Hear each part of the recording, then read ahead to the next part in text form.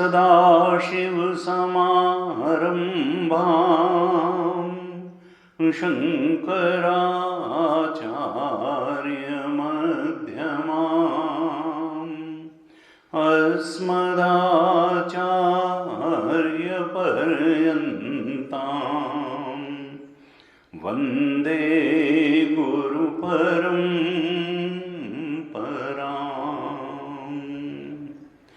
अज्ञानतिमिरान्धस्य ज्ञानाञ्जनशलाकया चक्षुरुन्मीलितं येन तस्मै श्री गुरवे नमः। तस्मै श्री गुरवे नमः। सच्चिदानन्दरूपाय विश्वोत्पत्त्यादिहेतवे तापत्रयविनाशाय श्रीकृष्णाय वयं नुमः। यं प्रव्रजन्तमनुपेतमपेतकृत्यं द्वैपायनो विरहकातराजुहाव पुत्रेति तन्मयतया तरवोऽभिनेदुः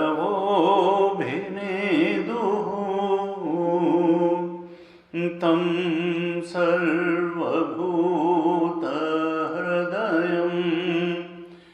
मुनिमानतोऽस्मि।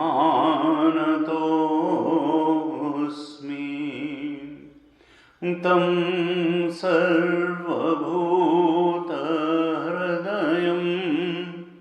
मुनिमानतोऽस्मि।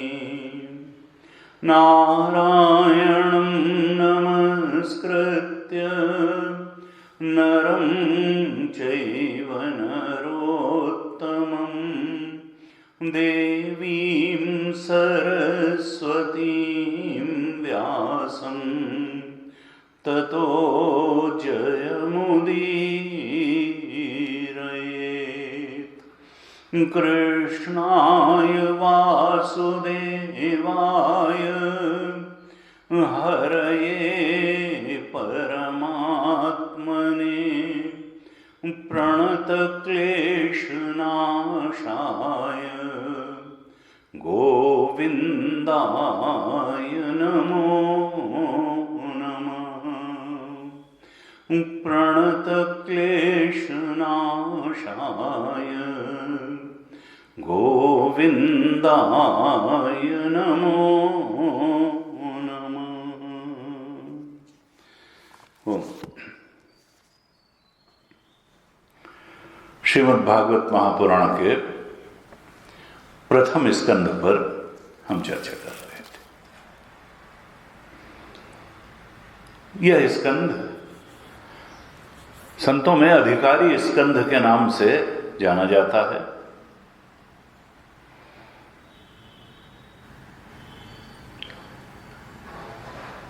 श्रीमद् भागवत महापुराण का वक्ता कैसा होना चाहिए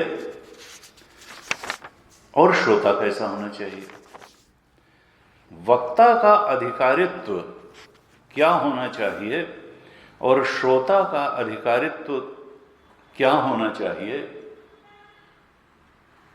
किस वक्ता से सुनने पर, किस अधिकारित्व के वक्ता से श्रवण करने पर भागवत महापुराण का संदेश हृदयंगम होगा और लाभकारी होगा, इसका निरूपण इस प्रथम स्कंध में हुआ। और श्रोता कौन सा अधिकारी है, श्रोता में क्या क्वालिटीज होनी चाहिए, उसका भी निरूपण हुआ है। वक्ता का अधिकारित्व और श्रोता का अधिकारित्व, इन दोनों बातों को इस प्रथम स्कंध में बताया गया। ये वक्ता और श्रोता के अधिकारित्व में मूल बात क्या बताई गई, वो मूल बात देखें तो एक ही है, वो है भगवत भक्ति, वो है भगवत प्रेम, वो है भगवत तत्व की जिज्ञासा। जिस वक्ता में ये भगवत भक्ति होगी, भगवत प्रेम होगा, भगवत तत्व के लिए जिज्ञासा होगी,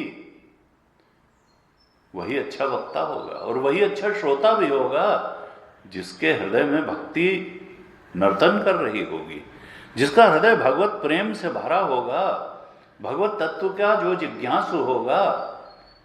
ऐसा ही जो श्रोता है वो इस भागवत महापुराण से सबसे अधिक लाभ ले पाएगा।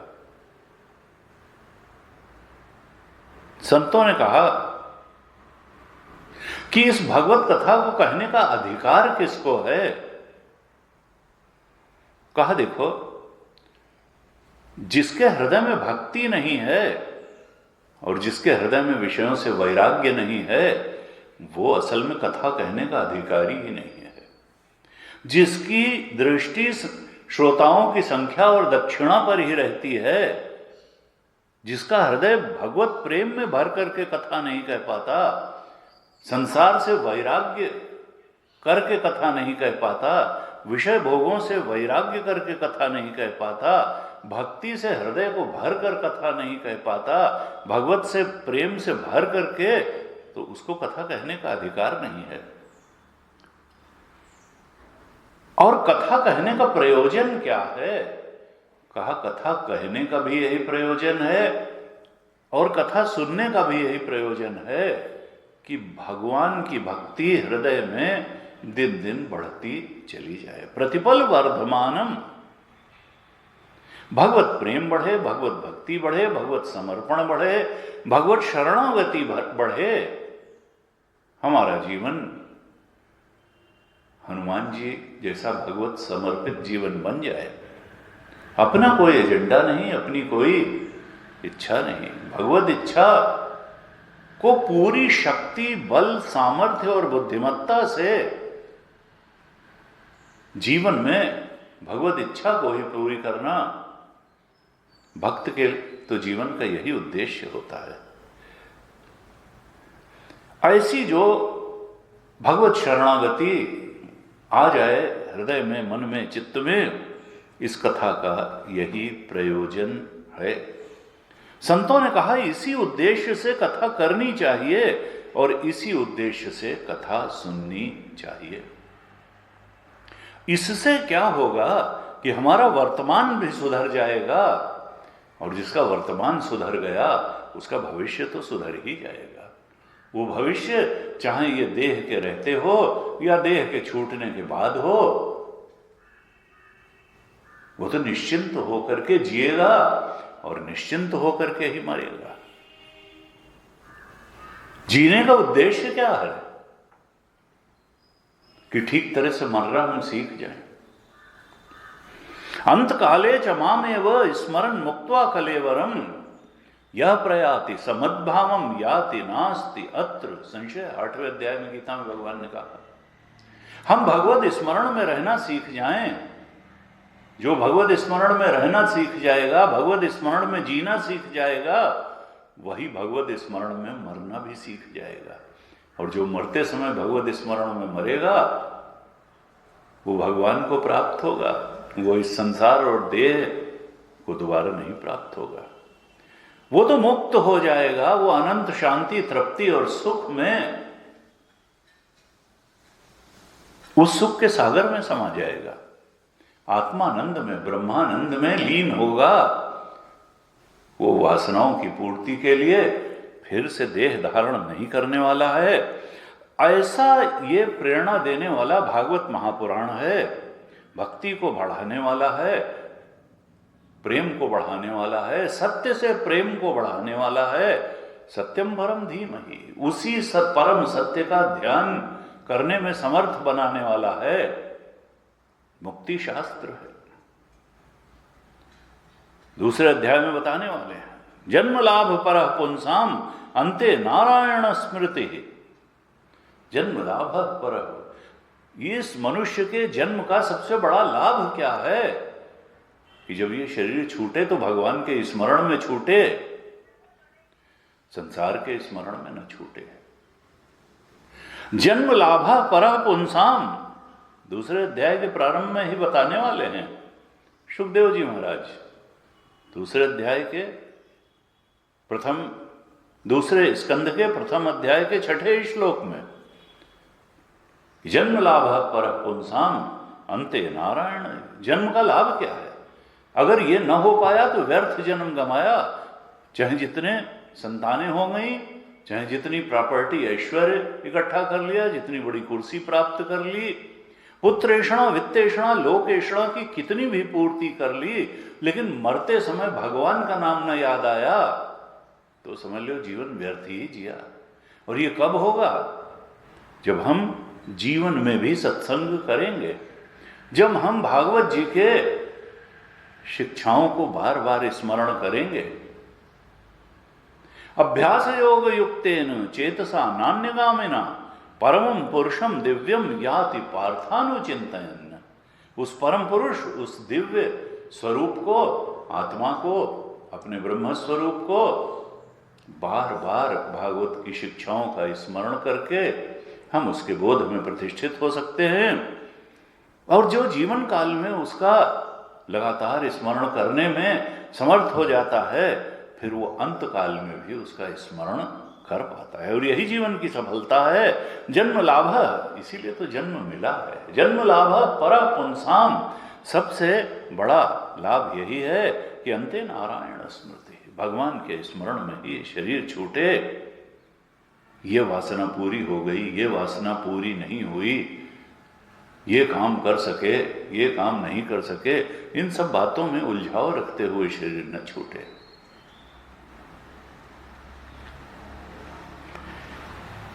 और ये कब हो पाएगा? जब हम सत्य को वैसा समझ लेंगे, अपने स्वरूप को वैसा समझ लेंगे जैसा भागवत समझाना चाह रही हैं, जैसा वेदव्यास, जैसा सुखदेव महाराज समझाना चाह रहे हैं। तो इसके लिए अधिकारित्व चाहिए, और अधिकारित्व यही है कि हमारा हृदय भगवत प्रेम से भरा हुआ हो, भगवत भक्ति से भरा हुआ हो, ब्रह्म तत्व की जिज्ञासा से भरा हुआ हो। और इसके लिए जब हमारे हृदय में जिज्ञासा होती है तो रास्ता भगवान बना देते हैं, कृपा करके भी बनाते हैं और दंड दे करके भी बना देते हैं। हमारे विचार क्रियाशील हो जाते हैं, आज नहीं तो कल। इसलिए कहते हैं सद्विचार रखने चाहिए, सर्वोच्च विचार रखने चाहिए, द्वेष और राग से भरे हुए विचार नहीं रखने चाहिए, प्रेम से भरे। क्योंकि हम जो सोचते हैं फिर वही करने भी लगते हैं और उसी का फल भी भुगतने लगते हैं। इसलिए अच्छा है कि हम अपने चिंतन को ही अच्छा और ऊंचा बना लें, क्योंकि मनसा वाचा कर्मणा यही तो होता है। पहले बात मन में आएगी, फिर व्यक्ति जब मन उन विचारों से उद्वेलित हो जाएगा तो फिर बोल भी बैठेगा। किसी से दुश्मनी की बात बार बार मन में आएगी तो कभी न कभी तो उसके सामने या पीठ पीछे कोई गंदी बात उसके लिए निकल ही जाएगी।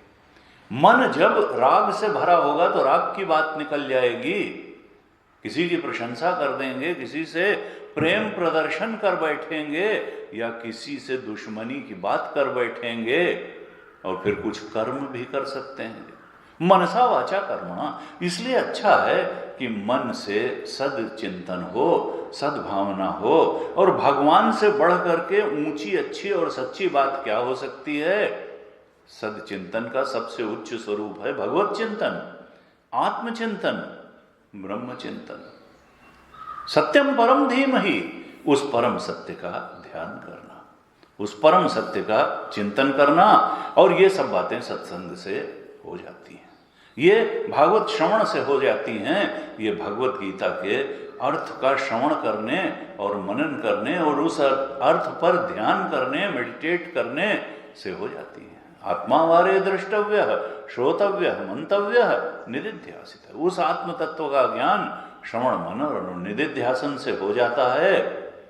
हमको बुद्धि का महत्व समझना है, हमको ज्ञान का महत्व समझना है, हमको चिंतन का महत्व समझना है और उस चिंतन के लगातार अभ्यास का महत्व समझना है। क्योंकि अभ्यास के बिना कुछ मिलता नहीं है, ऊबना नहीं है, अधिक से अधिक सत्संग करना है, शास्त्र की शरण में रहना है, हियर से और संसार की बातों की शरण में नहीं रहना है।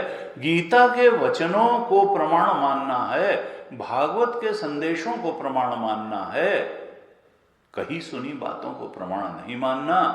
इन इंद्रियों ने जो हमको जीवन भर समझाया है और जो बातें बार बार गलत निकली, जिन्होंने हमको बार बार धोखा दिया, कहा यह बड़ा अच्छा और सुख का मार्ग है, और कुछ वर्षों बाद पता चलता है नहीं, इस मार्ग में तो ये कमी, ये कमी, ये कमी। जिसको हम सुख का मार्ग समझे बैठे थे, उसी मार्ग से इस प्रकार से दुख आया, इस प्रकार से दुख आया, इस प्रकार से दुख आया। इसका मतलब क्या है कि भगवान की बात ज्यादा ठीक है, सुखदेव महाराज की बात ज्यादा ठीक है, गीता और भागवत की बात ज्यादा ठीक है। और हमको न भी समझ में आए तो श्रद्धापूर्वक उसको महत्व देना चाहिए जीवन में। हम जिस चीज को महत्व देने लगते हैं वो धीरे धीरे हमारे जीवन में आना प्रारंभ हो जाती है। और अगर हम महत्व ही नहीं देंगे उसको,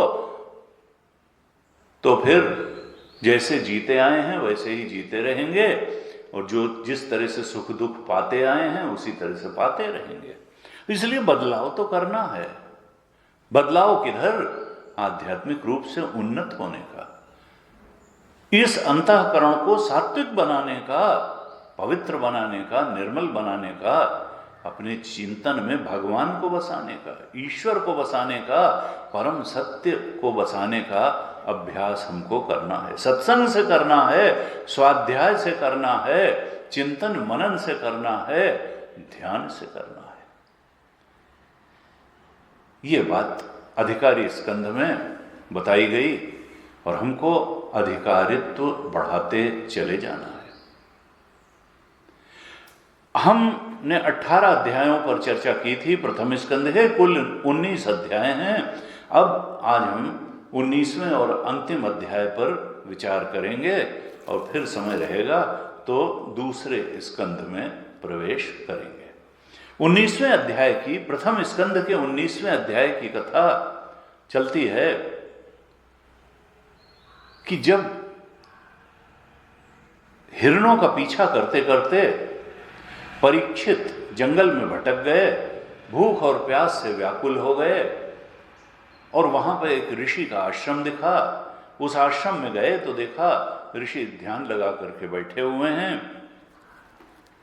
और ऋषि, शमीक ऋषि ध्यान की गहरी अवस्था में थे। वो तो विदेह अवस्था में थे। उनको मालूम भी नहीं पड़ा कि कोई कुटिया में आया है और उन्होंने न राजा को आसन दिया, न पानी के लिए पूछा। और वो परीक्षित जो इतने ब्राह्मण प्रेमी थे, जो ऋषियों और मुनियों को सम्मान दिया करते थे, भगवत भक्त थे, ब्राह्मण भक्त थे, जो स्वयं ब्राह्मण को हमेशा माला पहना करके स्वागत करते थे, अब भगवान की ही कोई ऐसी प्रेरणा रही होगी कि उनकी मति ऐसी फिर गई कि उनको क्रोध आ गया और उनको लगा कि देखो ये ऋषि तो ढोंग करके बैठे हुए हैं, क्या ये कोई इतनी गहरी समाधि में है कि ये मुझे पहचान भी नहीं रहे हैं। और क्रोध के आवेश में, भूख और प्यास से व्याकुल होकर के, पास में एक मरा हुआ सर्प पड़ा हुआ था, उसको उठा करके ध्यानस्थ ऋषि के गले में उन्होंने डाल दिया। ऐसे भगवत प्रेमी, ब्राह्मण प्रेमी, विद्वत प्रेमी महाराज परीक्षित बुद्धि ऐसी हो गई कि जिनके गले में माला पहनाया करते थे, उनके गले में मरा हुआ सांप पहना दिया। संदेश क्या है कि कोई व्यक्ति कितना भी बड़ा हो जाए, उसको हमेशा अपने आचरण और अपने चिंतन के विषय में सावधान रहना चाहिए। परीक्षित जैसा धर्मात्मा राजा, नीतिज्ञ राजा और भक्त राजा, जिसकी गर्भ में ही भगवान ने रक्षा की थी, इतना बड़ा भगवान का कृपा पात्र, उसकी भी मति फिर गई। उसकी भी मति फिर गई और जिस गले में माला पहनाया करते थे, माला पहनाने योग्य ऋषि मुनि के गले उसमें मरा सांप पहना दिया। यानी बुद्धि बिगड़ने से महान व्यक्ति भी निकृष्ट कर्म कर सकता है। इसलिए अपनी बुद्धि को सद्बुद्धि बनाए रखने के लिए हमेशा सतर्क रहना चाहिए। कबीर ने कहा, साधु तब तक भय करे जब तक पंजर साथ। जब तक ये हाड़ मांस के शरीर में चेतना है, तब तक बहुत विश्वास नहीं करना चाहिए। ज्ञानी मूढ़ न कोय, तुलसीदास जी ने लिखा कि भगवान की जिस पर जब तक कृपा रहती है तब तक वो ज्ञानी रहता है, और भगवान की कृपा चली जाए तो 1 मिनट में वो मूढ़ता का कार्य कर जाता है, जैसे कोई ज्ञानी ही ना हो। बड़े बड़े संतों के साथ भी हुए। जाग मछंदर गोरख आया, मत्स्येंद्रनाथ गोरखनाथ को पीठ दे करके गए और लंका में जाके वहां की रानी से इंटेंगल हो गए। फिर गोरखनाथ ने जाकर के छुड़ाया। तो ये बुद्धि फिरते, माया बड़ी विचित्र है भगवान की। अगर भगवान के चरणों को पकड़ करके नहीं रहेंगे तो ये माया बड़े बड़े ज्ञानी, बड़े बड़े देवता, बड़े बड़े ऋषि महर्षि को, विश्वामित्र जैसे ऋषि की भी मति फेर सकती है, परीक्षित की मति फेर सकती है। ई माया रघुनाथ की बौरी, खेलन चली अहेरा हो, कबीर ने लिखा। ये रघुनाथ की चेली है, भगवान की शक्ति है ये माया, और ये शिकार खेलने निकली है। और जो अपने को बहुत अहंकारी, बढ़ा हुआ आध्यात्मिक मानते हैं, उनको सबसे पहले पकड़ लेती है। ई माया रघुनाथ की बौरी, इसलिए डोंट बी ओवर कॉन्फिडेंट कि हमने इंद्रिय संयम कर लिया, मन संयम कर लिया और हम तो बहुत बड़े। नहीं, भगवान के चरणों को जब तक पकड़े हो तब तक सब है, कृपा है। जिस दिन अहंकार के चरणों को पकड़ोगे, अपने को ही बहुत बड़ा मान लोगे, उस दिन 2 कौड़ी के हो जाओगे, सब साधना नष्ट हो जाएगी। ये आया रघुनाथ की बौरी, खेलन चली अहेरा हो, और चतुर चिकनिया चुनी चुनी मारे, को न राखे सी न्यारा हो। शृंगी ऋषि बन भीतर मारे, और सिर ब्रह्मा का फोरी हो, नाथ मछंदर चले पीठ दे, सिंघल में ही बोरी हो। कहा किसी को छोड़ा नहीं, लेकिन किसी को तो छोड़ा होगा। कहा हाँ किसी को छोड़ा। कहा हरि भक्तन की चेरी हो, जो भगवान की भक्ति करते हैं उनकी तो चेली बन करके रहती है, उनकी दासी बन करके रहती है, ये माया उनकी सेविका बन करके रहती है। हरि भक्तन की चेरी हो। परीक्षित का की सद्बुद्धि दुर्बुद्धि में बदल गई और ऋषि के गले में मरा हुआ सांप डाल दिया। मरा हुआ सांप डाला और जिंदा सांप आकर के उनकी मृत्यु का कारण बना। इस सृष्टि में जिस पॉइंट पर व्यक्ति अहंकार करता है, भगवान जिस पर कृपा करते हैं उसी बिंदु पर उसको मारते हैं। कोई लोग अपने शरीर के स्वास्थ्य का बड़ा अहंकार करते हैं, और कई बार देखा जाता है कि स्वास्थ्य के बिंदु पर ही वो डिप्रेशन से भरते हैं। गुरुजी बताते थे, उनके शिष्य थे, दिन में 8 घंटे आसन प्राणायाम ही करते रहना, फिर टहलने जाना, फिर और 65 साल की उम्र में पैरालिसिस हो गई। अब उनको लगा सारा जीवन ही उनका व्यर्थ हो गया। जिस शरीर को ठीक रखने के लिए ही वर्षों वर्षों और घंटों घंटों दिए थे, उसी को ठीक न रख पाए। मेंटल परेशानी हो गई, शरीर में तो जो थी वो थी ही। कई बार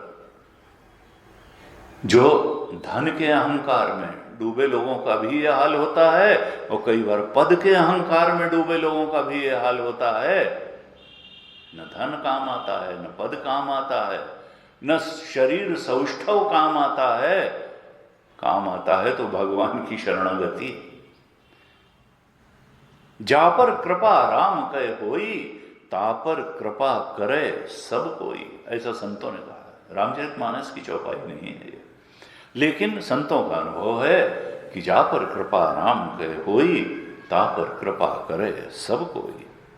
जिन ब्राह्मणों को माला पहनाते थे उनको हमारा सांप पहना दिया, और ब्राह्मण ने तो कुछ नहीं किया, उसका पुत्र ही इतना तेजस्वी था शमी ऋषि का कि उसने आचमन करके कैशिकी नदी के जल से और श्राप दे दिया कि आज से 7वें दिन तक्षक जाकर के परीक्षित को डस लेगा। अब कुछ लोग कहते हैं कि देखो परीक्षित के अंदर इतना तेज था कि कलयुग को अपने राज्य से कहा तुम निकल जाओ, और जब तक जहां तक हमारा राज्य है वहां तक तुम मत रहो। ये कथा हम कह चुके हैं।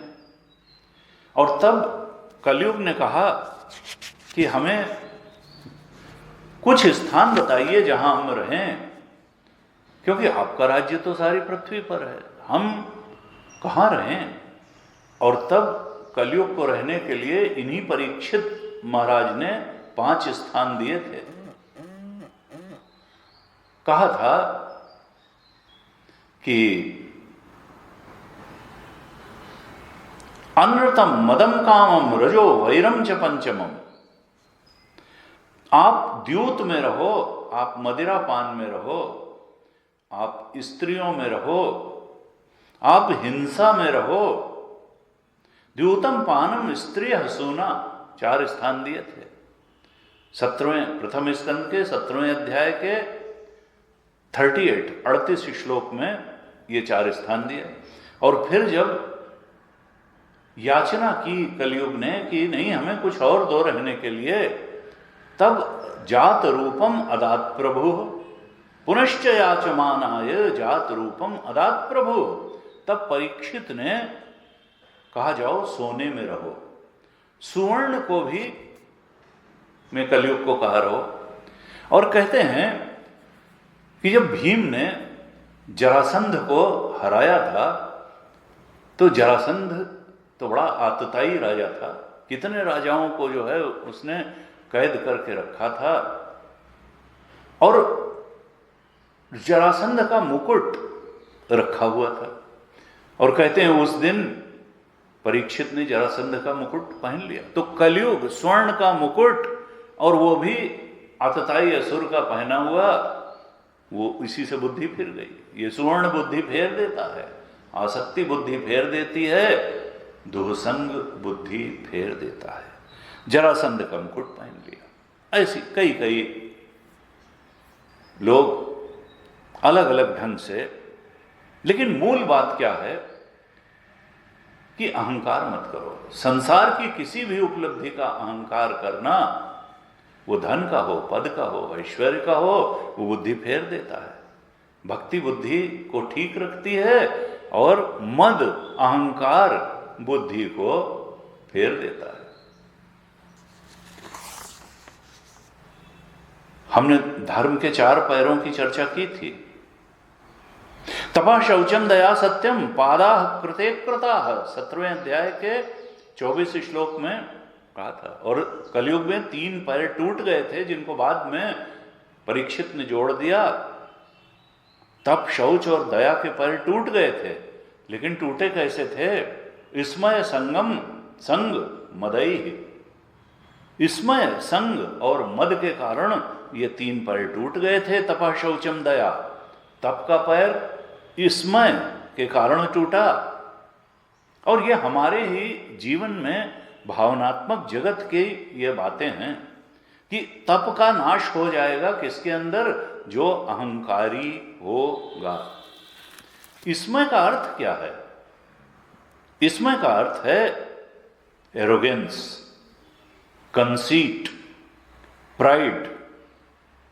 इसमय, जब हम एरोगेंस से भरते हैं, और एरोगेंस आत्मा का नहीं होता है, आत्मा तो सबके पास वही सच्चिदानंद है।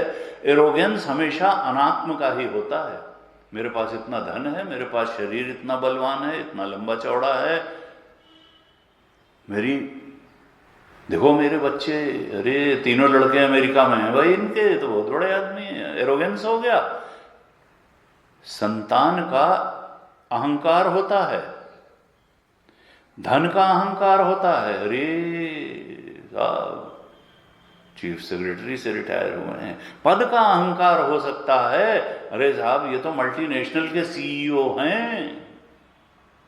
बस सुंदर पिचाई का नाम ज्यादा है, इनका नाम नहीं है, लेकिन ये इक्विवेलेंट ही हैं। तो कहा कि हमेशा अनात्म का ही एरोगेंस होता है, और अनात्म मिथ्या है, यानी मिथ्या का ही एरोगेंस होता है। सत्य का एरोगेंस होने की कोई बात नहीं है, क्योंकि आत्मा ही सत्य है और वो तो सबके पास है, उसका क्या एरोगेंस होगा? वो ये थोड़े है कि सेवक के पास कम है और स्वामी के पास ज्यादा है। आत्मा चेतना तो सबका स्वरूप है। तो कहा कि ये जैसे ही अहंकार आता है, वो तप का नाश कर देता है, धर्म का नाश कर देता है। हम झूठे अहंकार से भरते हैं, प्राइड से, कंसीट से एरोगेंट हो जाते हैं, एरोगेंस है। और पैसा, कहा दान का भी अहंकार होता है, दान का भी अभिमान हो जाता है, और वो तप का नाश कर देता है। तप क्या है? महाभारत में कहा कि मनसश्च इंद्रियाणाम ऐकाग्र्यम परमम तपः। मन और इंद्रियों की एकाग्रता को ही सबसे बड़ा तप कहते हैं। एकाग्रता कहां?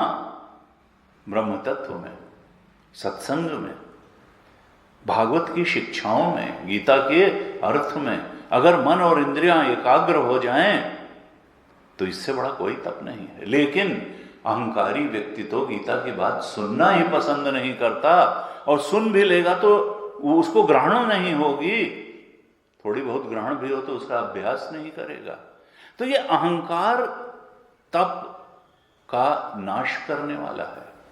अहंकारी व्यक्ति तपस्वी नहीं होगा, वो आत्मोन्मुखी जीवन नहीं जिएगा, वो तो संसारोन्मुखी जीवन जिएगा और उसी को सत्य कहेगा। वो आत्मा की सत्य है ये बात सुनना ही पसंद नहीं करेगा।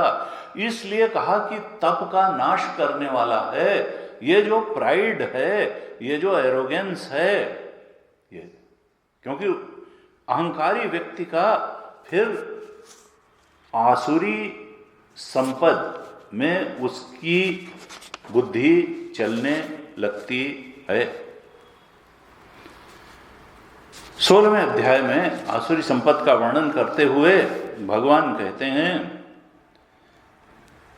कि ऐसे उस एरोगेंट व्यक्ति, अभिमान से भरे हुए व्यक्ति का तप का कॉन्सेप्ट भी बड़ा, वो रजोगुणी और तमोगुणी तप ही कर सकता है, सतोगुणी तप वो नहीं करेगा। क्यों? क्योंकि आशा पाश शतैर्बद्धा काम क्रोध परायणा ईहन्ते काम भोगार्थम अन्यायेन अर्थ संचयान। उसकी स्थिति क्या होगी कि सैकड़ों आशाओं की फांसी से वो बंधा रहता है। 16वें अध्याय के 12वें श्लोक में भगवान कहते हैं ये अहंकारी लोग इसमय से भरे हुए ये तप भी अगर करते हैं तो क्या ये आशा रूपी सैकड़ों फांसियों से बंधे हुए जीवन जीते हैं और काम, ये भगवत परायण नहीं जीवन जीते हैं, ये काम क्रोध परायण जीवन जीते हैं। और इनकी चेष्टाओं का विषय क्या होता है? कामनाओं की पूर्ति, और वो होती है संसार के अनेक भोग पदार्थों का संग्रह करने से। तो ईहन्ते काम भोगार्थम, उनकी चेष्टाओं का केंद्र संसार की तमाम भोग सामग्री जिनकी इनको कामना होती है उनको इकट्ठा करना, यही तो इनके कर्म का लक्ष्य होता है। और फिर ये धर्म पूर्वक ही नहीं, जब कामनाओं से विवेक बुद्धि हर ली जाती है, कामनाएं ही सवारी कर लेती हैं चित्त पर, तो अन्यायेन अर्थ संचयन, ये नंबर 2 के पैसे में बड़ा इंटरेस्ट रखने लगते हैं। अन्याय पूर्वक धर्म कमाना इनके लिए एक सहज बात हो जाती है। अन्यायेन अर्थ, ये केवल धर्म मार्ग से, नैतिकता के मार्ग से ही अर्थ का संचय नहीं करते, ये अन्याय पूर्वक, ये गरीब आदमी की गर्दन पे पैर रख करके भी पैसा कमाते हैं। इदम अद्य मया लब्धम इमं प्राप्स्य मनोरथम, मैंने इतना पा लिया है और इतना मैं और प्राप्त कर लूंगा। असौ मया हता शत्रु हनिष्ये च अपरानपि, मैंने अपने शत्रुओं का नाश कर दिया है और जो बाकी बचे हैं उन शत्रुओं का भी मैं नाश कर दूंगा। आढ़्यो विजनवान अस्मि कोन्योस्ति सदृशो मया, मैं धनी हूं, आढ़्य मैं धनी हूं और मेरे तो इतने पुत्र पौत्र संबंधी, रावण को यही था, 9 लाख पुत्र 1.25 लाख नाती, लेकिन फिर हुआ क्या? सो रावण घर दिया न बाती, दिया जलाने वाला कोई नहीं बचा। क्यों? क्योंकि अहंकार था, इसमें था, और इसमें प्राइड, कंसीट, एरोगेंस के कारण पूरे कुल का नाश हो गया, कोई दीपक जलाने वाला न रहा। ये आसुरी संपद का वर्णन करते हुए 16वें अध्याय के 15वें श्लोक में भगवान कहते हैं आढ़्यो विजनवान अस्मि कोन्योस्ति सदृशो मया, अरे मैं इतना धनी हूं, मेरा कुटुंब इतना बड़ा है, मेरे समान कौन है। यक्षे दास्यामि मोदिष्ये, मैं क्या करूंगा? ये लोग धार्मिक भी होते हैं, कहा यक्षे, अरे मैंने इतने यज्ञ किए और मैं भी और यज्ञ करूंगा। क्यों? क्योंकि यज्ञ के लिए पैसा चाहिए और मैं तो पैसे वाला हूं। दास्यामि, मैं दान भी करूंगा, पैसा फेंक करके मैं धर्म पुण्य कमा लूंगा, यज्ञ करूंगा। यक्षे दास्यामि मोदिष्ये, और इस प्रकार से मैं मोदपूर्ण जीवन जीऊंगा। इति अज्ञान विमोहिता, भगवान कहते हैं इस प्रकार से अज्ञान से मोहित होकर के ये लोग फंसे रहते हैं कर्म में। तो इसमय का अर्थ क्या है? कहते हैं इसमय दान भी होता है, जिसका उल्लेख अभी गीता के 16वें अध्याय के 17वें श्लोक में भगवान किया। इसमय दान का अर्थ क्या है? ऑस्टेंटेशियस डोनेशन। ये लोग दिखावे के लिए दान करते हैं। एक पंखा दान किया और उसके 3 परों पर, एक पे माताजी का नाम, एक पर पिताजी का नाम और तीसरे पे अपना नाम। पंखा दान किया एक, और ऑस्टेंटेशियस डोनेशन। अरे दान तो गुप्त दान होता है, प्रचार प्रसार के, लेकिन ये अहंकारी लोग ऑस्टेंटेशियस डोनेशन करते हैं, इसमें दान करते हैं। ये समझते हैं कि ऐसा दान करके ये बड़ा पुण्य कमा लेंगे। नहीं नहीं, दान तो भक्ति से भर करके होना चाहिए, ज्ञान तो निगाह नीची करके होना चाहिए। बिहारी से किसी ने पूछा कि आप रोज दान करते हैं लेकिन आपकी नजरें झुकी क्यों रहती हैं? तो उन्होंने कहा कि भगवान ने हमको इस लायक बनाया कि हम किसी को कुछ दे सकें, लेकिन लोग क्या समझते हैं, ये देने वाला तो भगवान है, देने वाला राम है, और देत रहत दिन रैन।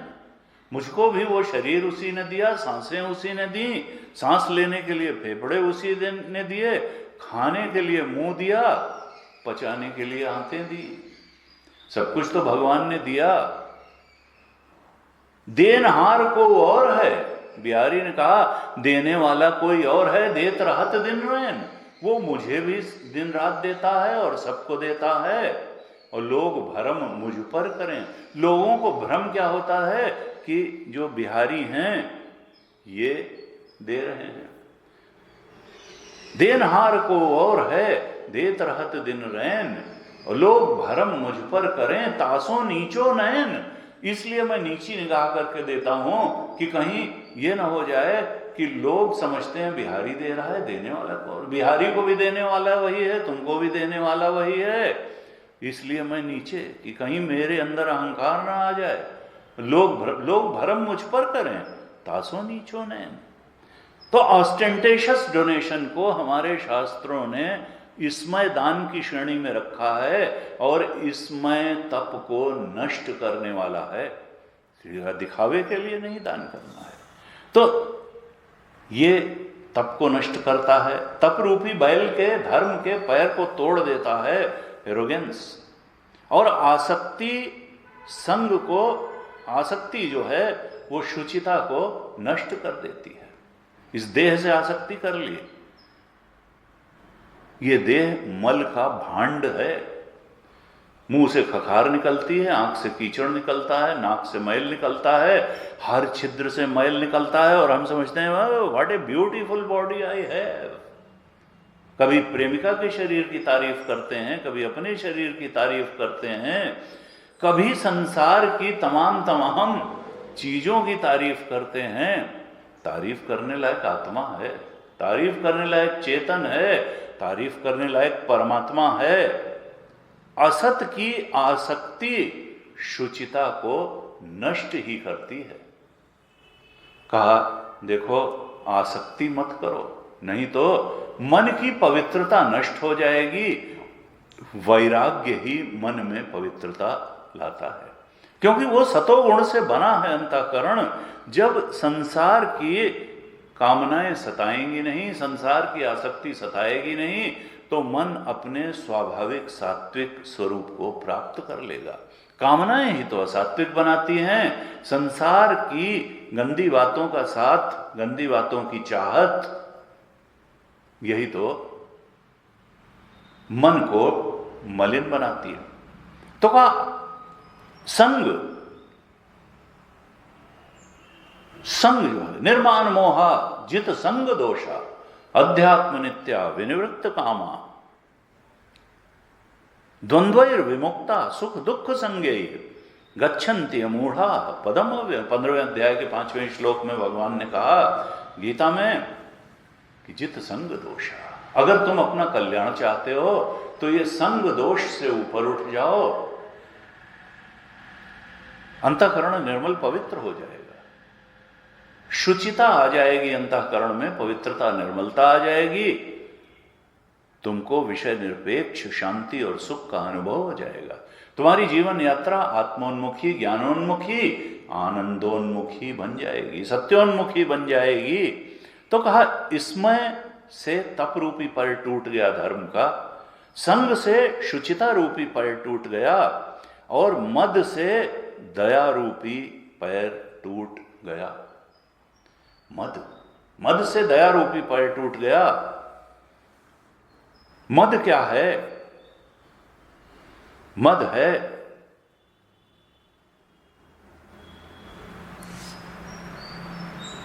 हर्ष से भर जाना।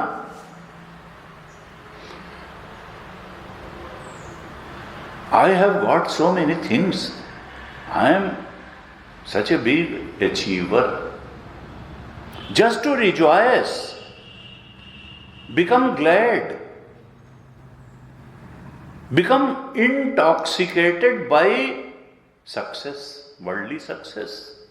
सामाजिक सफलता, सांसारिक सफलता के नशे में चूर हो जाना, यही तो मद है। कोन्योस्ति सदृशो मया आढ़्यो भी जन्मानस्मि। मैं इतना धनी हूं, मैं इतना बड़ा कुटुंबी हूं, कोन्योस्ति सदृशो मया यक्षे दास्यामि मोदिष्य। इस प्रकार से हर्ष से भर जाना, अपनी सफलता के से इंटॉक्सिकेटेड हो जाना, अपनी सफलता के नशे में चूर हो जाना। और नशे में जो चूर हो जाता है उसका विवेक हर जाता है, उसका सत्य असत्य का विवेक चला जाता है, उसका कल्याणकारी और परेशान करने वाली चीजों का विवेक चला जाता है। ताते कछु गुण दोष बखाने, संग्रह त्याग न बिनु पहचाने। उसको यह मालूम नहीं पड़ता कि संग्रह क्या करना है और त्याग क्या करना है। सद्गुण दुर्गुण का भेद नहीं रह जाता है। क्यों? क्योंकि वो सफलता के नशे में चूर हो जाता है। Is intoxicated by worldly success. Delight से भरता है, हर्ष से भर जाता है, ग्लैड हो जाता है, रिजॉयस करता है। ऐसा लगता है जैसे इसने नशा पी लिया हो, ड्रंक हो जाता है, सफलता का नशा। शास्त्र में कहा हर्षा द्रप्यति। जब व्यक्ति हर्ष, इसीलिए कहा हर्षा मर्ष भयोद्वेगई ही मुक्तः यह सच में प्रिया। भगवान ने 12वें अध्याय के अंत में जो ज्ञानी पुरुष के लक्षण बताए, वहां पर कहा कि यो न हर्ष्यति न द्वेष्टि न शोचति न कांक्षति। जो हर्ष भी नहीं करता है और द्वेष भी नहीं करता है, जो शोक भी नहीं करता है और जो कामना के चक्कर में भी नहीं पड़ता है। शुभाशुभ परित्यागी भक्तिमान्य समय प्रिया। जो शुभ और अशुभ दोनों को भगवान की कृपा से जीवन में आया मान करके दोनों से संग का त्याग करता है, ऐसा ही भक्त मुझे प्रिय है।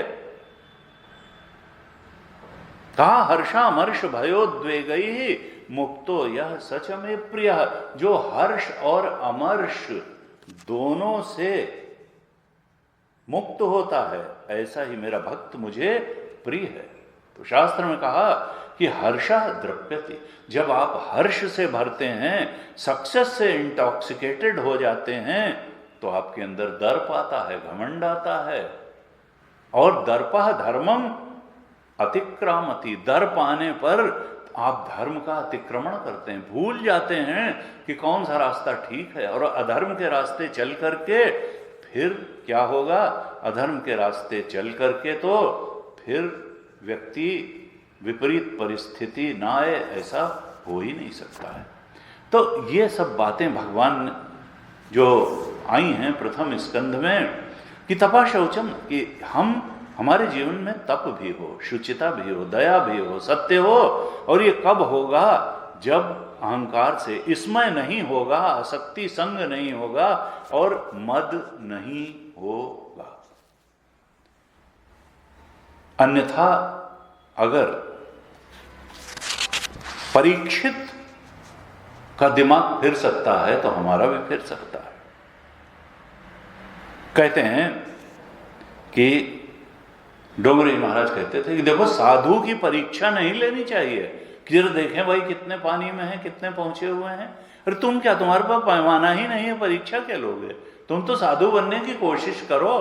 साधु की परीक्षा न तुम ले पाओगे, न इतनी सामर्थ्य है तुम्हारे अंदर। तो साधु संत की, और ये नहीं कि तुमने मान लिया, परीक्षित जैसा राजा जब मान लिया कि ये नाटक करके बैठे हैं समाधि का, क्या ऐसा थोड़ो है कि ये वृत्ति के पार चले गए हैं कि इनको मालूम नहीं पड़ रहा है। झूठ मूठ ये वृत्तियों के निरोध का दिखावा कर रहे हैं, झूठ मूठ समाधि का इन्होंने ढोंग कर रखा है ऐसी उनकी, जबकि इतने भगवत प्रेमी, इतने संत प्रेमी थे, और बुद्धि पलट गई।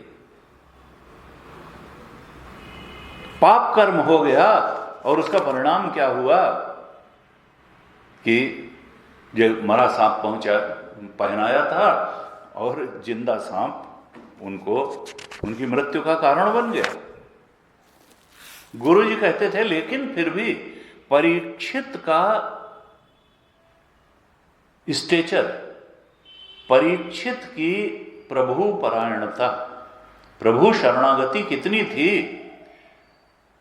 कि जिन्हें किस आवेश में आकर के उनसे एक गलत काम हो गया, लेकिन जैसे ही वो अपनी राजधानी में लौटे तो लौटते समय ही उनको बहुत पश्चाताप हुआ। 19वें अध्याय की कथा यहीं से प्रारंभ होती है। वो सोचने लगे कि अरे मेरे से बड़ा अन्याय हो गया, मैंने उस तेजस्वी ब्राह्मण के साथ जो समाधि अवस्था में था, गहरी समाधि लगाए हुए था, उसके साथ मैंने तो नीचता का व्यवहार कर दिया, मैंने उसके गले में मरा हुआ सांप डाल दिया,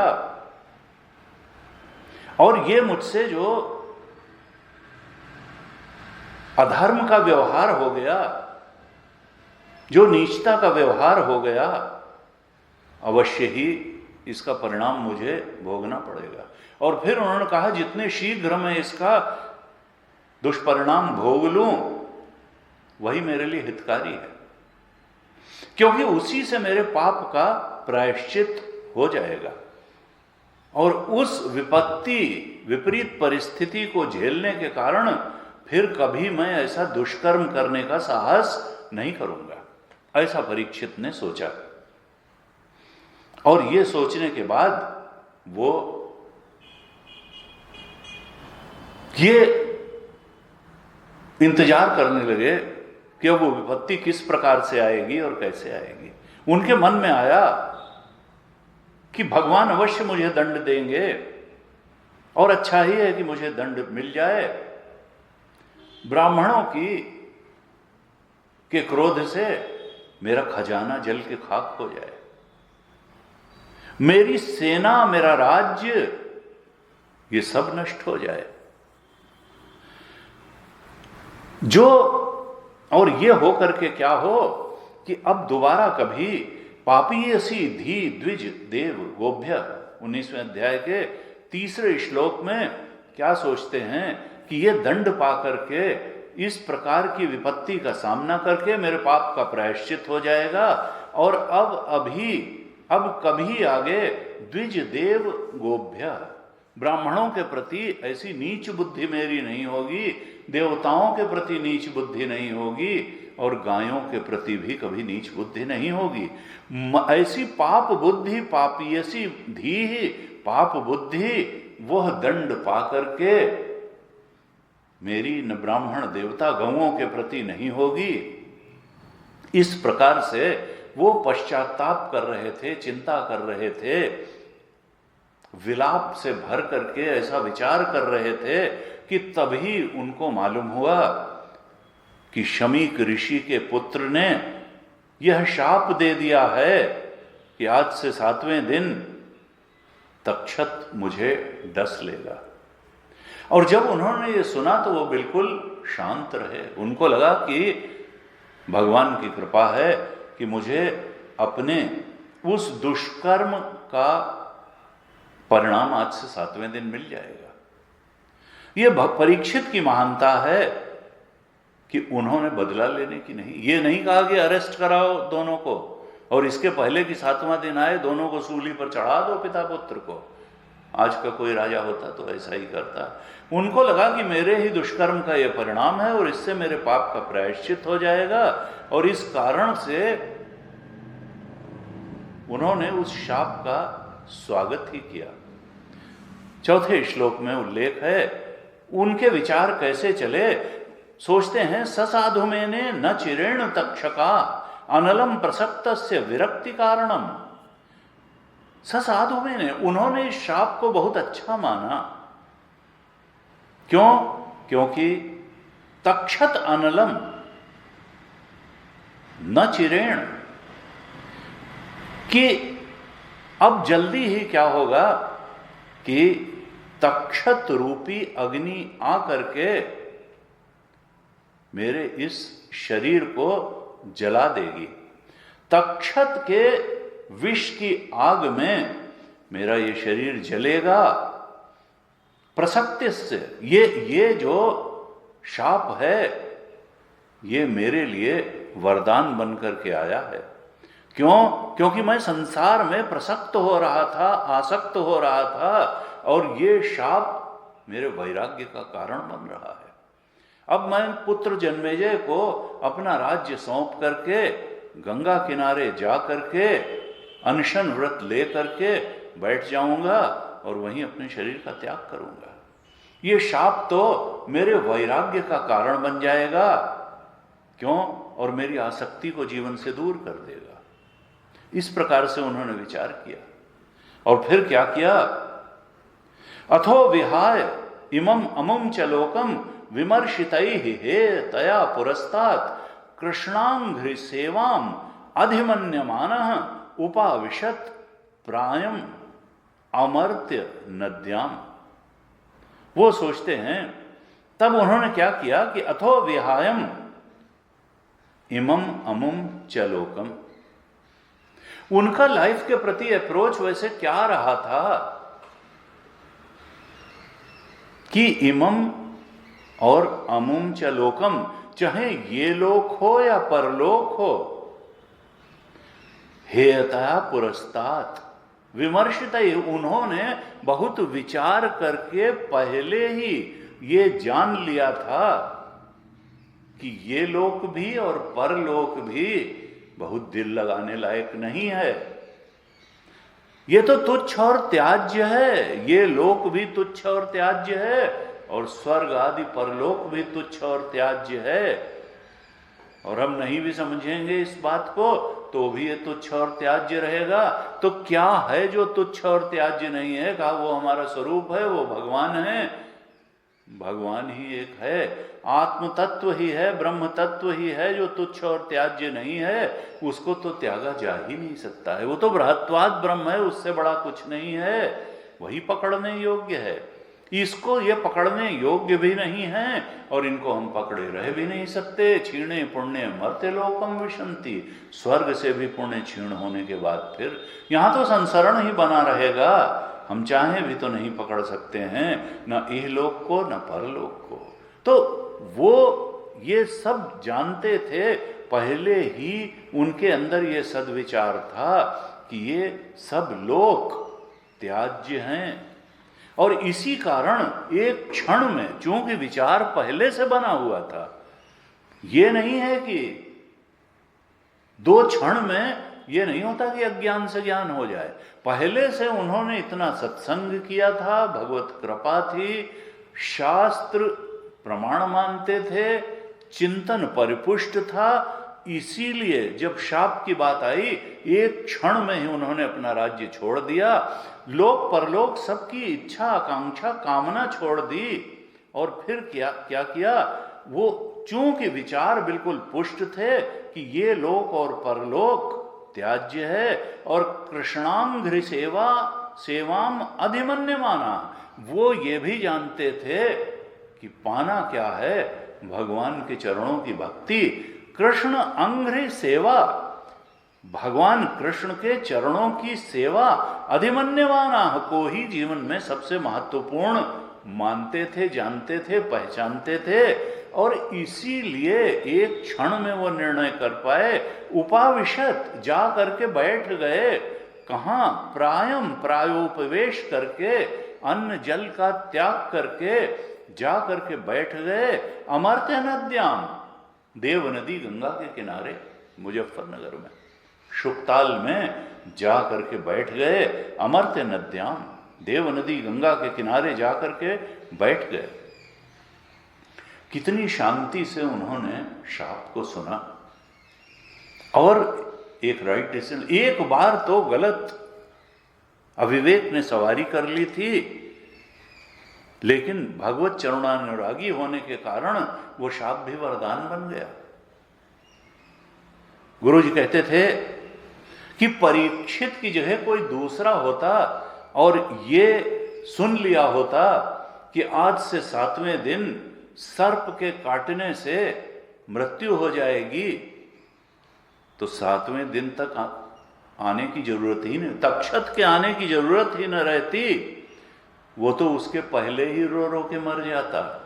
हमारे जैसे लोग होते, अगर वैरागी त्यागी ना होते, तो वो ऐसा रोता कि कार्डियक अरेस्ट से पहले ही मर जाता।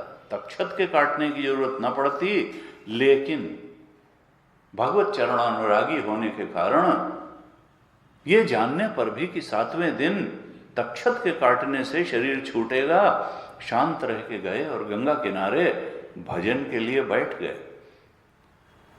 गुरु जी कहते थे, देखो कमाई कभी बेकार नहीं जाती, और जीवन में जो मिलता है व्यक्ति को कमाई से ही मिलता है। मैं कई बार अपनी अल्प बुद्धि के कारण उनसे कई प्रश्न पूछता था, और कई बार वो फिर कहते थे कि देखो अंदर कुछ होता है तो बाहर कोई झुकता है। तो रुष्ट होके कहते थे, ये कमाई ना हो तो कोई किसी के चरण नहीं छूता, कोई किसी के सामने झुकता नहीं है। कमाई बहुत जरूरी है। कमाई है पुण्य की कमाई, कमाई है आत्मोन्मुखी जीवन की कमाई, कमाई है आध्यात्मिक उन्नति की कमाई। पैसे की कमाई से लोग चाटुकारिता करते हैं, झुकते नहीं हैं। संत के पास अगर संतत्व न हो, आध्यात्मिक उन्नति न हो, शुद्ध निर्मल अंतःकरण न हो, तो फिर कोई झुकेगा नहीं। कोई शरीर के सामने नहीं झुकता, संतत्व के सामने झुकता है। कमाई पुण्य की, भगवत शरणागति की कमाई ही सबसे बड़ी कमाई है, और उसी है। और ये कमाई अगर हो तो कभी किसी चीज का अभाव नहीं होता। तक्षत नहीं कोई काटने आ जाए, चाहे जंगल में भी वो पुण्य की कमाई चलती है, स्वर्ग में भी चलती है, हर जगह चलती है। और ऐसी कमाई परीक्षित के पास थी। इसलिए जब परीक्षित जा करके गंगा जी के किनारे बैठे, तो यहां 19वें अध्याय में वर्णन है कि उस समय बड़े बड़े ऋषि मुनि अपने शिष्यों के साथ आए और उनको घेर करके बैठ गए। ऐसे ऋषि मुनि आए, स्वयं ही तीर्थानि पुनन्ति संतः, जो तीर्थों को पवित्र करने वाले संत थे। वो संत तीर्थ यात्रा के बहाने वहां आए, तीर्थ स्थानों को भी जो पवित्र करते हैं। यहां उल्लेख है कि कौन कौन आया, तो यहां सूत जी कहते हैं वहां पर अत्रि ऋषि आए, वशिष्ठ ऋषि आए, भृगु ऋषि आए, अंगरा ऋषि आए, पराशर ऋषि आए, विश्वामित्र आए, परशुराम आए, भरद्वाज आए, गौतम और पिप्पलाद आए, अगस्त्य ऋषि आए, व्यास भगवान आए, नारद जी आए। ऐसे ऐसे ब्रह्मर्षियों और देवर्षियों का वहां पर आगमन हुआ। और राजा ने जब देखा कि ये सब लोग आए हुए हैं, तो सबके चरणों पर सिर रख करके परीक्षित ने प्रणाम किया, उनकी वंदना की।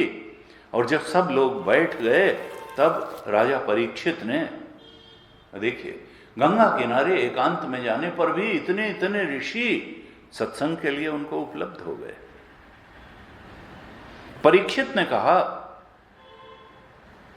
कि हे महर्षियों, हे ऋषियों, मैं आज धन्य हो गया। क्यों? क्योंकि आप जैसे महापुरुषों का मैं कृपा पात्र बना। क्योंकि राजा लोग तो राजपाट में इस संसार के कार्यों में ही इतना व्यस्त हो जाते हैं कि ब्राह्मणों से दूर हो जाते हैं, संतों से, ऋषियों से, मुनियों से दूर हो जाते हैं। बहुत ज्यादा जो वर्कोहलिक होता है उसके अंदर सत्संग से वो दूर पड़ जाता है, और राजा से ज्यादा कार्य किसके पास होगा।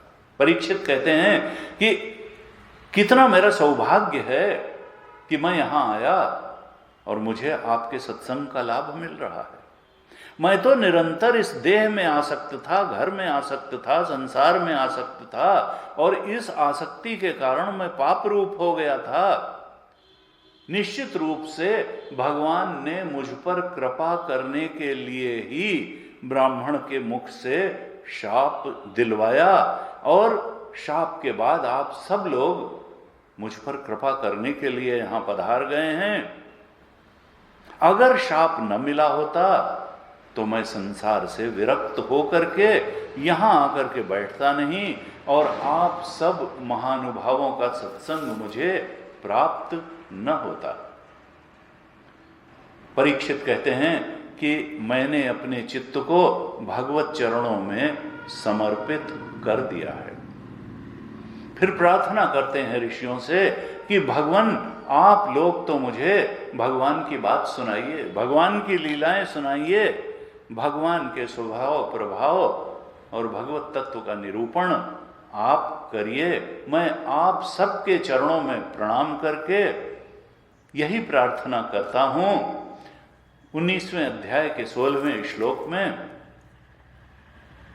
परीक्षित कहते हैं, पुनश्च भूयात् भगवति अनंते रतिः प्रसंगः च तदाश्रयेषु महत्सु याम याम उपयामि सृष्टिम मैत्र्यस्तु सर्वत्र नमो द्विजेभ्य।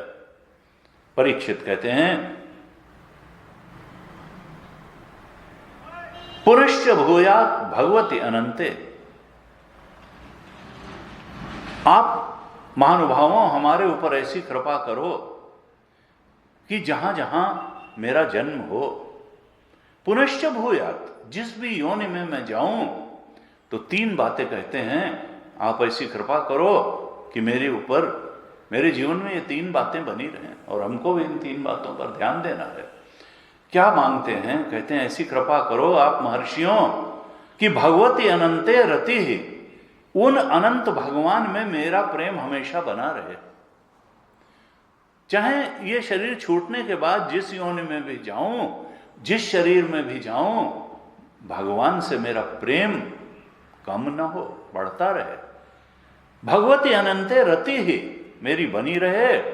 दूसरी चीज कहते हैं कि ऐसी कृपा करें कि प्रसंगश्च तद आश्रयेषु महत्सु याम याम, मैं जहां जहां जन्म लूं याम याम उपयामी, जिस योनि में भी जाऊं तो भक्तद आश्रयेषु प्रसंगः च, जो तद अर्थात भगवान का आश्रय लेकर के जीवन जीने वाले महापुरुष हैं, महत्सु तद आश्रयेषु महत्सु, भगवान का आश्रय लेकर के जीने वाले जो महापुरुष हैं, उनके जो भक्त हैं, प्रसंगश्च, उनका संग ही नहीं विशेष संग मुझको प्राप्त हो।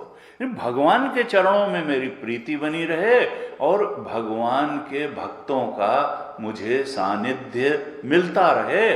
फिर शरीर चाहे जहां जन्मे, जिस योनि में जन्मे, भगवती अनंते रति ही और प्रसंगः च तद आश्रयेषु महत्सु, उनके शरणागत भक्तों का मुझे सामीप्य हमेशा मिलता रहे, भगवान में मेरी प्रीति बनी रहे। तीसरी बात मांगते हैं कि सृष्टि मैत्री अस्तु सर्वत्र, इस सृष्टि में जो जो भगवान, ये सृष्टि भगवान का ही रूप है, ये भगवद रूप है। सर्वम खलु इदम ब्रह्म, मेरा किसी के साथ दुराव न हो, हर व्यक्ति के साथ, हर प्राणी के साथ मेरी मित्रता बनी रहे। सृष्टि मैत्री अस्तु सर्वत्र। सब कहीं सबके साथ मेरी मित्रता रहे, मैं किसी से द्वेष न करूं। ये 3 बातें मांगी। भगवान की भक्ति हमेशा बनी रहे, भगवान के भक्तों का सानिध्य मिलता रहे और किसी से द्वेष न हो। यस्मिन् सर्वाणि भूतानि आत्मा एव अभूत विजानतः तत्र को मोह कः शोकः एकत्वम अनुपश्यत। ईशावास्य उपनिषद के 7वें मंत्र में यही कहा कि जब दूसरा है ही नहीं कोई तो द्वेष किससे। और ऐसा जिसकी स्थिति है, आत्मदृष्टि ब्रह्म दृष्टि जिसकी है, तो तरति शोकम तत्र को मोह, उसको अज्ञान कैसा और उसको शोक कैसा। तत्र को मोह का शोक एकत्वम, वो तो परमात्मा का ही स्वरूप पूरी सृष्टि को देखता है। तुलसीदास जी ने भी यही बात लिखी, जेहि जोन जन्मो कर्म बस तह राम पद अनुरागों। मैं जहां भी जन्म लूं वहां पर राम जी ही मेरे इष्ट हों। बाली को जब मारा भगवान राम ने, और जब बाली विनीत हुआ तब भगवान ने कृपा करी। भगवान ने कहा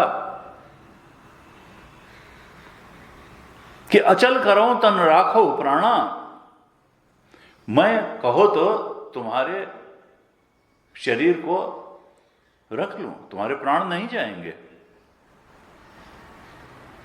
बाली को के सिर का स्पर्श किया भगवान राम ने और कहा अचल करो तनु राखो प्राणा, मैं तुम्हारे प्राणों को अचल कर देता हूं इस देह में। लेकिन बाली ने कहा जन्म जन्म मुनि जतन कराही अंतराम कही आवत नाही, और मम लोचन गोचर सोई आवा बहुरी की प्रभु अस बनी ही बनावा। उन्होंने कहा कि मम लोचन गोचर सोई आवा,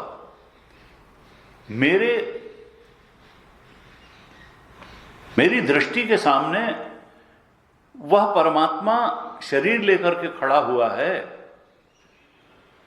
जिसको जन्म जन्म तक यत्न करने के बाद भी जिसका नाम मुंह में नहीं आता। अब कब ऐसा होगा, इसलिए मैं अब इस शरीर को रखना नहीं चाहता हूं। बस एक कृपा कर दीजिए कि जेहि जोन जन्मो कर्म बस तहां राम पद अनुरागों, कि जिस योनि में भी मैं जन्म लूं वहां पर मैं आपके पद का ही अनुसरण करूं, आपके चरणों में मेरी प्रीति बनी रहे, बाकी शरीर चाहे जो मिले। ये बंदर का शरीर था, आगे भालू का मिले, जो भी शरीर मिले।